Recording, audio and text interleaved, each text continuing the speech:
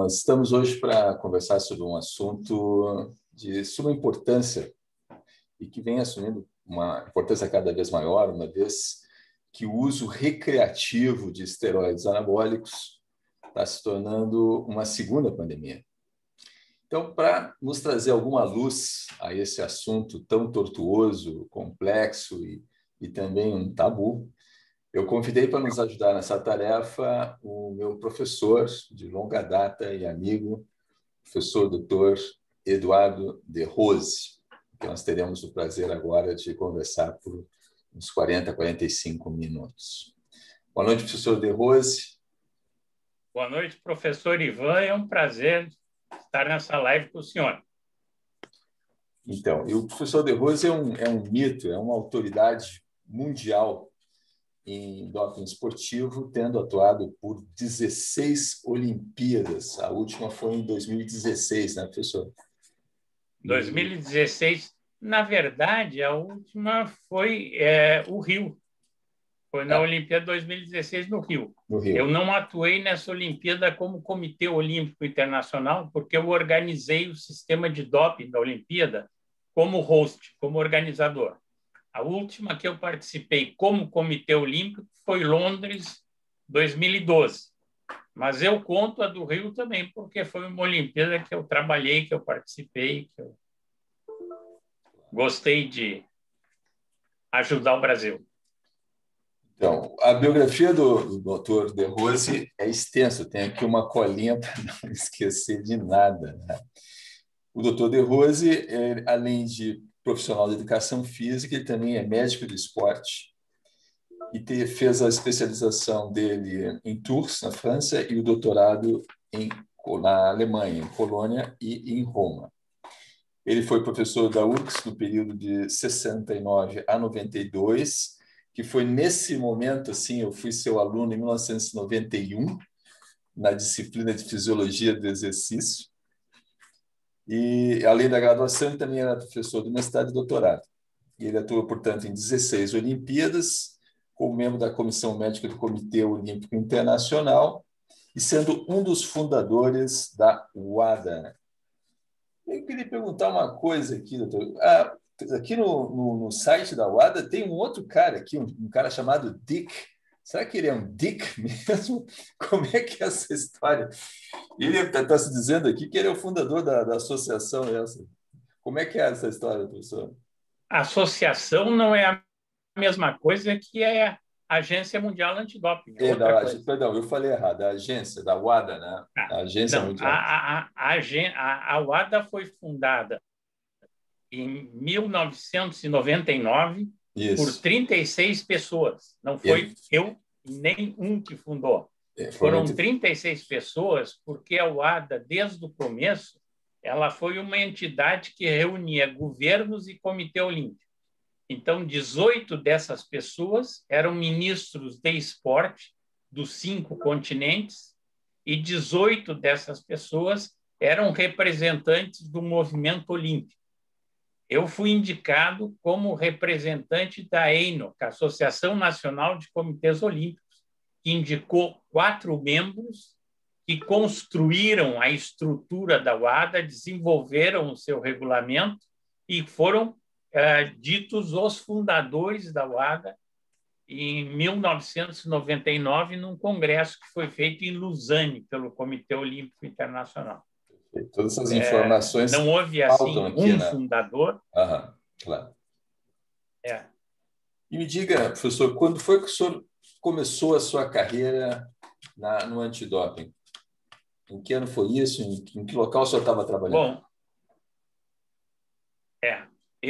eu fui médico do profissional do Grêmio Porto Alegrense, de 68 a 78.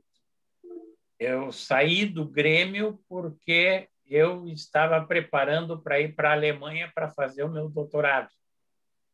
E fiz o mestrado em Porto Alegre e depois fui fazer meu doutorado na Alemanha. E dentre esses 10 anos, em 1971, houve uma discussão muito grande que equipe jogava dopada, o Grêmio ou o Inter. E não tinha nenhum sistema antidoping no Brasil, nem no Rio Grande do Sul. Então, eu fui fazer um estágio no Uruguai para aprender a trabalhar o antidoping. Voltei e implantamos o antidoping aqui no estado. Tá? Então, tanto que o primeiro exame do Brasil antidoping foi um Grenal feito em Porto Alegre. Isso foi que funcionou em 1971. Porque nessa época não tinha laboratório antidoping, então a perícia foi feita no Instituto Médico Legal e no Instituto de Criminalística de Porto Alegre.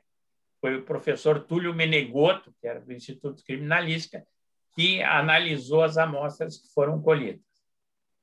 Posteriormente, eu era presidente da Federação Brasileira de Medicina do Esporte, e nós fizemos um movimento para que a CBD, na época, a atual CBF, implantasse o controle antidoping no Brasil.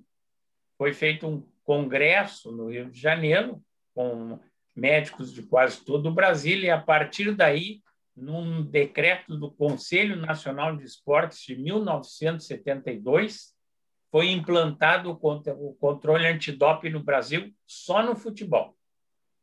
E mais tarde, então, esse controle foi estendido a todos os outros esportes.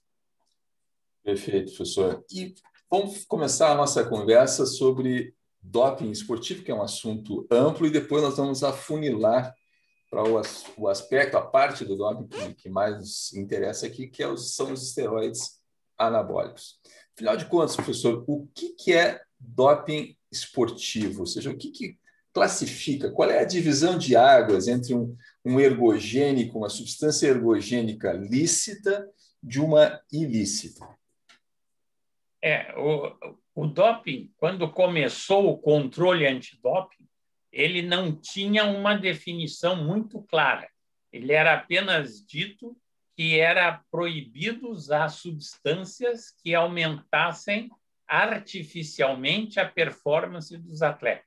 Isso era uma coisa muito genérica e era complementada por uma lista que cada federação internacional fazia. Então, o atletismo tinha uma lista de substâncias dopantes, o remo tinha outra lista com algumas coisas iguais, outras diferentes, o futebol tinha uma terceira lista, e assim começou a funcionar o controle antidoping pelas federações internacionais. Só em 1967, que, em função do fato de que se via doping em várias Olimpíadas depois do Jogo Olímpico de Berlim, em 1936, começando por 42 em diante, 48 foi uma Olimpíada em Londres, depois houve 52 Melbourne, 56 Melbourne, 60 Roma e 64 Tóquio. Todos esses jogos, as pessoas claramente viam que havia uso de doping. Então, o Comitê Olímpico, em 67, criou uma comissão médica. E essa comissão médica passou a fazer um controle antidoping nas Olimpíadas. Era outra lista e outro controle. E isso aí só foi resolvido quando surgiu a UADA em 1999. Então, a UADA harmonizou todas as listas para uma lista única para o mundo inteiro. E a UADA criou uma definição de doping. O que disse a UADA? O que é o doping? O doping é uma coisa que aumenta a performance do atleta, é prejudicial para ele e é contra o espírito do jogo. Se dessas três condições, duas estão presentes, a substância é doping. Então, nós temos substâncias que aumentam a performance e são prejudiciais, e nós temos substâncias na lista que são prejudiciais e são contra o espírito do jogo. O espírito do jogo é o mais difícil de definir o que é. É o seguinte, eu não quero ver um atleta olímpico fumando maconha no pódio. Isso é contra o espírito do jogo. Então, a maconha foi incluída por esse terceiro item, apesar de, aparentemente, não causar tanto mal à saúde, nem aumentar tanto a performance. Então, esses três esses 3 itens definem o doping. Quando 2 deles estão presentes, a substância é dopante ou o método é dopante. Entendi. O senhor já mais ou menos já respondeu a outra pergunta, que é desde quando, né, foi obtido as primeiras utilizações de esteroide, que foi na Alemanha nazista, nas Olimpíadas de 36, se eu não me engano, né? É isso, né? Na verdade, a gente não sabe, porque não houve Não havia exame antidoping. Então, existe alguma possibilidade. Os anfetamínicos, estimulantes, eles foram desenvolvidos na Alemanha e sintetizados em 1887. E em 1930, a benzedrina, que era um dos estimulantes mais usados, que era a anfetamina, ele era vendido comercialmente em qualquer farmácia da Europa. Era um tônico, vamos supor, né? E em 1939, um médico alemão chamado Adolfo Butenandt ganhou o Prêmio Nobel de Medicina por sintetizar o primeiro hormônio anabólico, esteroide, que foi a nandrolona. Então, para se entender bem, o hormônio masculino é um esteroide, só que ele não pode ser usado porque ele tem 2 funções. Ele aumenta a força muscular, mas também tem uma influência muito grande no sistema sexual do homem. Compete com a testosterona natural do homem e causa um problema no sistema sexual do homem. O esteroide anabólico ele é desenhado para praticamente só aumentar a massa muscular com o mínimo de influência no setor sexual. Então, esse primeiro anabólico foi desenvolvido em 1936 e em 1939, perdão, e daí em diante se supõe que nos Jogos Olímpicos e na Segunda Guerra Mundial o anabólico foi usado, porque ele era já conhecido, os alemães trabalhavam com anabólico, usavam para tropas militares, por exemplo, existem publicações em pilotos de altitude para ver uma melhor condição de resistir a uma diminuição de oxigênio usando o anabólico. Então, certamente, eles devem ter sido usados em algum nível. O que é certo é que, na Segunda Guerra Mundial, o segredo do Blitzkrieg, aquela guerra rápida alemã, que não terminava nunca, os caras guerreavam 7 dias por semana, de manhã, de tarde e de noite, é que eles usavam pervitin. O pervitin foi muito usado, a anfetamina era uma coisa muito usada pelos alemães e era também usada por alguns ingleses, não todo o exército, mas principalmente os pilotos, porque eles tinham que continuamente voar de manhã, de tarde e de noite para defender a Inglaterra. Perfeito. Bom, então, a questão do doping esportivo, só para a gente contextualizar melhor para os ouvintes, ela é classificada conforme o tipo de esporte, o tipo de demanda que o esporte faz ao atleta. Então, os ciclistas, por exemplo, usam uma droga que é a EPO, né, que aumenta a quantidade de hemoglobina no sangue. O pessoal da força e potência tende a usar esteroides anabólicos e por aí vai. O pessoal do arco e flecha, tira o alvo, eles devem usar uns beta-bloqueadores, né? Isso. Eles usam beta-bloqueadores. Para poder diminuir o batimento cardíaco e ele puxar o gatilho entre uma batida e outra. Né? O beta-bloqueador era proibido em goleiro de futebol também, porque dava mais tranquilidade para o goleiro, mas terminou sendo liberado. Mas atualmente o beta-bloqueador só é proibido em esportes de tiro, tanto tiro esportivo como tiro com arco. Ele foi um tempo proibido no pentathlon, que tinha 5 atividades, uma das quais era tiro e outra esgrima. Mas como o pentathlon passou a fazer as provas todas no Só um pouquinho que tivemos um problema aqui. Problema técnico aqui. Só um pouquinho, professor.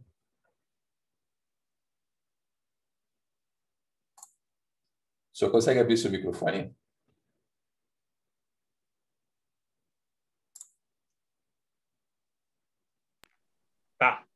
abrir meu microfone. Tá bom, obrigado. Prosseguindo, então. Como no pentathlon agora, modernamente, se passou a fazer as 5 provas no mesmo dia, então não dá para tomar beta-bloqueador do tiro, porque o atleta tem que fazer a corrida no mesmo dia. Então, não, o beta-bloqueador prejudica a corrida, porque não deixa aumentar a pressão e não deixa adaptar o sistema circulatório às exigências. Sim. Uma questão que é interessante, que os leigos eles atribuem ao uso de esteroides uma vantagem competitiva muito grande. Qual o percentual que o senhor acha assim, que o uso de esteroides anabólicos pode dar de vantagem ao seu praticante contra o jogador que não está fazendo uso dessa substância? Aí vai depender muito do esporte. Eu penso que, até vendo as estatísticas de uso de anabólicos e esteroides em atleta, assim, disparado, os atletas que usam mais anabólicos e esteroides são os fisiculturistas e os levantadores de peso, porque quase que essencialmente isso é um desenvolvimento muscular e uma força muscular. Em outros esportes vai depender muito, porque enquanto tu aumenta a massa muscular, tu reduz de alguma forma a flexibilidade e a velocidade. Então, se o esporte tem várias conotações, fica difícil usar, por exemplo, em futebol ou em vôlei. Eu não digo que não se use eventualmente, porque às vezes o atleta quer um corpo maior, mas ele ao mesmo tempo que é beneficiado por ter uma massa muscular maior, ele pode ser prejudicado na agilidade, na flexibilidade e na velocidade. Sim. Então, eu te diria que, com exceção do fisiculturismo e do levantamento de peso, que se usa maciçamente, porque praticamente só depende dessa variável, força ou desenvolvimento muscular, nos outros esportes depende muito do esporte e da função que tu desenvolve dentro daquele esporte. Aí é como tu disseste, cada esporte tem o seu dom. Perfeito. O senhor já falou um pouquinho a respeito dos riscos envolvidos para a saúde do uso de esteroides, mas um tópico importante aqui na nossa live é o uso de esteroides neste momento da pandemia que nós estamos vivendo. Nós sabemos que o COVID é uma doença complexa, mas ela tem 2 fases de curso. Ela tem uma fase inicial, que é uma fase viral, e uma fase secundária, que é uma fase inflamatória. Sabe-se que nessa fase inflamatória, algumas pessoas tendem a desenvolver eventos trombóticos. E sabe-se também que o uso de esteroides, notadamente os esteroides mais anabólicos, os da família das nandrolonas, elas tendem também a aumentar muito o hematócrito. Então, se por um lado, né, o esteroide já aumenta o hematócrito, né, e predispondo a pessoa naturalmente a eventos trombóticos, esse risco fica muito potencializado se essa pessoa vir a contrair o COVID. O que o senhor tem a nos dizer assim desse cenário aí? Eu acho que tu praticamente respondeste a minha pergunta. Eu só queria colocar que, além dessa segunda fase, onde pode haver um processo que o anabólico vai prejudicar, porque ele causa algumas transformações que talvez favoreçam um aspecto de uma trombose, principalmente uma trombose pulmonar, existe um aspecto anterior no uso do anabólico, que é o problema de facilitar a contaminação. Numa pandemia como essa que nós vivemos, é interessante que tu, de todas as maneiras que tu possa, fazendo exercício, corrigindo a tua alimentação, busque aumentar a tua imunidade, a tua força de reação contra esse sistema que invade o teu organismo. Então, as pessoas buscam isso de várias maneiras, tomando algumas medicações, cuidando de alguns produtos que na alimentação aumentam esse tipo de sistema imunológico, mas o anabólico diminui o sistema imunológico. Nos últimos 2 anos, principalmente, vários autores publicaram mostrando claramente que existe uma diminuição da imunidade geral no uso do anabólico. Então, são 2 coisas. Existe uma diminuição da imunidade, existe uma possibilidade maior de contaminação e existe uma situação em que pode haver problema maior se passa para o segundo nível da doença, que é um nível mais raro, né? Normalmente, as pessoas que têm, salvo pessoas idosas com comorbidades, elas têm alguma reação, mas não é uma reação super violenta. Agora, com algumas comorbidades, principalmente obesidade, hipertensão arterial e diabetes, isso pode muito facilmente partir para um segundo estágio, onde vai haver problemas pulmonares. Então, nessa situação, o anabólico também tem um problema, traz algum problema na sua utilização, como tu falaste muito bem. Eu trouxe essa questão à baila porque, nesse final de ano agora, uma pessoa conhecida, um usuário de esteroides, no Rio de Janeiro, ele contraiu o Covid. É um cara de 35 anos e quase faleceu, quase foi a óbito. Ele teve um edema pulmonar agudo, ficou internado. Então, isso é uma coisa que o pessoal da academia não está ligado, né? Não se ligou na potencialização de problemas ou de desfechos mais graves, ou até mesmo fatais, pelo uso concomitante de esteroide e ter o Covid, né? As pessoas não estão se precavendo dessa questão aí. Falando dessa questão do uso epidêmico, com o perdão da palavra, né, do esteroide, eu tenho a impressão que na década de 80, 90, era menos comum o uso de esteroides. Mas agora é uma coisa assim epidêmica, né? E, literalmente, a pessoa que limpa o consultório de um médico, uma moça lá, uma faxineira que limpa o consultório, ela está usando oxandrolona, como eu vi, eu testemunhei isso. Então, é uma coisa epidêmica. Essa situação acontece à revelia do controle do Estado, porque qualquer um que já tenha tentado comprar esteroides em uma farmácia sabe que é mais fácil comprar urânio enriquecido para fazer uma bomba atômica do que comprar esteroides na farmácia. É um controle tremendo com relação a isso. E, no entanto, as pessoas o estão usando massivamente, assim, massivamente, por questões fúteis, né? Por vaidade. Ninguém vai competir em fisiculturismo. Eles querem apenas fazer com que o esteroide facilite a vida deles no tocante ao treinamento ou à dieta, né? Então, como é que o senhor vê essa questão do controle do uso de esteroide por parte do Estado? Isso funciona, não funciona? Como é que o senhor vê essa questão? Eu vou começar te dando uma dimensão do uso do anabólico esteroide.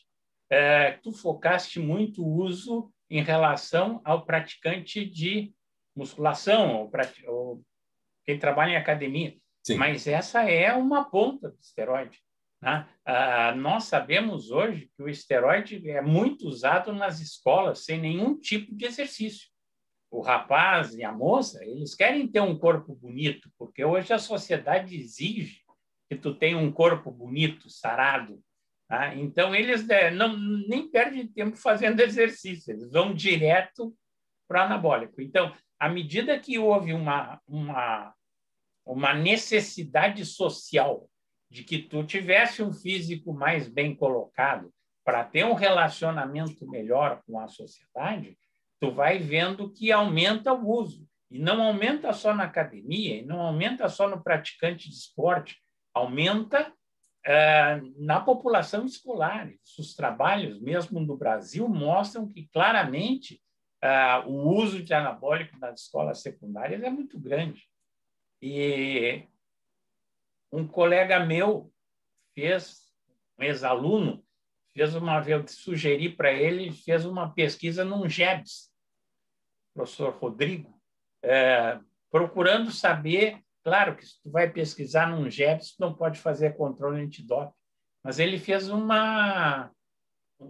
questionário para o atleta responder. Tu conhece isso? Tu já usou alguma vez isso? Alguém já te pediu sugeriu que usasse isso? E a quantidade de usuários num GEPS não era muito menor do que no esporte profissional. Quer dizer, já isso mostra que a própria escolaridade já fomenta esse tipo de uso. E como tudo no Brasil, controle é muito relativo.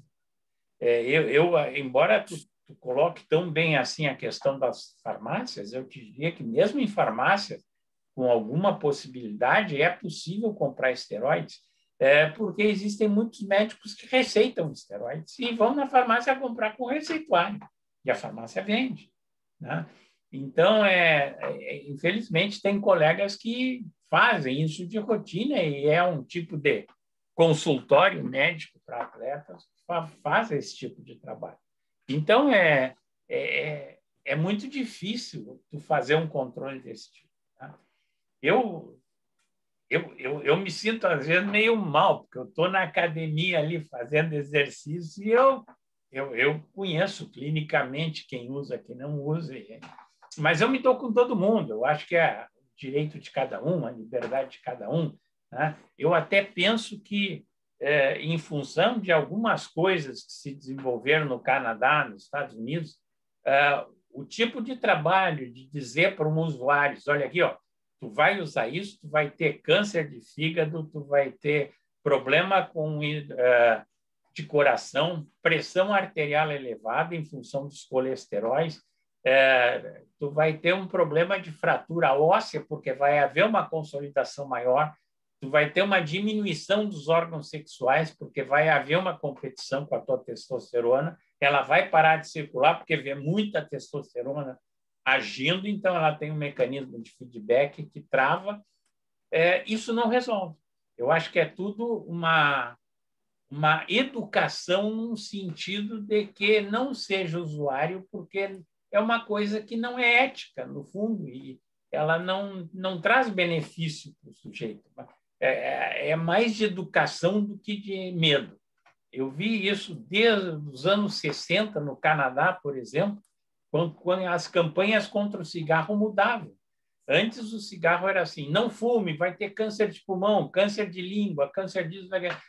Depois de um certo tempo, os canadenses e os americanos mudaram o enfoque. Não usa, não fuma, porque nenhuma guria vai querer sair contigo se tu fuma. Beijar é igual a lamber um cinzeiro. Pô, os caras ficam meio chocados. Aí já é outra coisa. Então, não é o medo, é educação, é mostrar que não se deve, que não é bom, que vai ter uma rejeição social. Né? Então, isso eu acho que funciona mais até para o pessoal que usa anabólico, embora eu trabalhe com aquela porção que usa no esporte. Né? E no esporte isso é muito controlado, principalmente no esporte de alto nível. E, infelizmente, é um problema que nós temos por duas coisas, pelos suplementos, que o atleta brasileiro adora tomar suplemento, e muitos suplementos eles não têm exatamente, a maioria deles não tem exatamente na bula o que contém o suplemento. E a segunda coisa é que eles usam farmácia de manipulação que contamina muito facilmente. Então, essas duas coisas a gente tem a tendência de chamar a atenção do atleta. Olha aqui, cuida para usar o menos suplemento possível, cuida para usar o menos possível farmácia de manipulação. Se tu vai usar um suplemento, busca um laboratório brasileiro conhecido que tenha responsabilidade e não compra qualquer coisa que venha dos Estados Unidos, da Europa, porque, em geral, esses produtos é que são arriscados. O Zoom está nos informando aqui, nós temos 10 minutos ainda de live. Então, vamos ver o que nós vamos abordar aqui nesses 10 minutos finais. Ainda com relação aos efeitos colaterais, nós falamos bastante sobre a questão para os homens, né? Mas as mulheres também estão usando muito esteroide na formulação chamada oxandrolona. Para as mulheres, quais seriam as consequências de um ciclo apenas de esteroide, professor? É difícil porque cada menina vai ter o seu próprio metabolismo e algumas vão reagir mais e outras menos. Mas eu costumo dizer o seguinte: o que é diferente na menina e no menino? No rapaz, ele vai realmente apresentar uma figura musculada. E vai acontecer na moça a mesma coisa. Ela vai muscular como muscula um homem. Ela vai ter o seio diminuído, né? Ela vai ter o quadril diminuído, porque são áreas de tecido gorduroso, né? Ela vai ficar muito masculinizada. No nível de atleta profissional e olímpico, já vi atletas que tinham que fazer a barba diariamente, porque vai aumentar a barba, vai aumentar o bigode, vai engrossar a voz vai ficar com um tom metálico, que é uma característica que não desaparece. Mesmo se ela parar de usar, e com 50 anos, às vezes eu falo com uma senhora, eu já vi que ela usou anabólico quando era mais jovem. Isso no esporte profissional se vê muito com ex-dirigentes. E tem outras complicações de ordem ginecológica, como alteração da menstruação, um maior desenvolvimento do clitóris. Tem uma série de características que não recomendam muito, embora as moças tendem a usar os anabólicos menos anabolizantes, principalmente o estanozolol, que é um anabólico que não tem tanto efeito masculinizante, mas tem também, do que os anabólicos tipo nandrolona, por exemplo. Okay. E uma coisa que eu queria chamar muito a atenção, porque tem muito profissional de educação física vendo, é que cuidem muito em crianças, porque na criança que está se desenvolvendo, por exemplo, uma criança de 15, 16, 17 anos, o anabólico vai fechar as cartilagens de crescimento. Então, a criança vai ficar forte e baixinha. Tá? Que a gente vê muito atleta forte e baixinho que usa anabólico.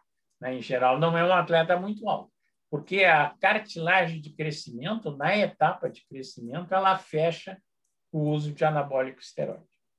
Eu sempre disse, né, que usar esteroides entre 20 e 50 anos é desnecessário. Agora, abaixo de 20 anos é crime, né? É criminoso dar esteroide para realmente um adolescente, porque realmente vai impedir o desenvolvimento completo da estatura da pessoa. Né? Ok. Mas voltando à seara esportiva, professor De Rose, quais são as atualizações do Código Mundial Antidoping agora para 2021? Em 2019, na Polônia, no fim de 2019, o código ele foi modificado. A cada 4 anos, o código é modificado normalmente antes de um Pan-Americano e de uma Olimpíada. Agora está tudo alterado, mas era assim normalmente. E esse novo código, que entrou em funcionamento esse ano, ele favorece muito mais, em função de penas, aos que têm problema de droga. O que tem o vício da cocaína, por exemplo. Houve uma separação até 2019. Um atleta com cocaína, pego com cocaína, ele recebia no mínimo 2 anos de sanção, de suspensão na atividade dele. Hoje, com o código atual, o máximo que ele vai receber vai girar em torno de 3 meses. E ele pode receber até 1 mês se ele conseguir provar que ele não usou a cocaína para ter vantagem no jogo. Ele usou em função do vício dele. Tá? E como o conceito de fora de competição e em competição é 12 horas antes da competição, a maioria dos atletas usa a cocaína antes da competição. Então, para mim, foi esse o aspecto mais importante que modificou nesse novo código antidoping. Entendi. Deixa eu ver agora aqui. O Newton acaba de se juntar a nós aqui e eu vou prestigiar o Newton fazendo ele mandou uma pergunta aqui para o senhor. O Newton sempre manda pergunta para mim. Ele é meu cliente já de 20 anos.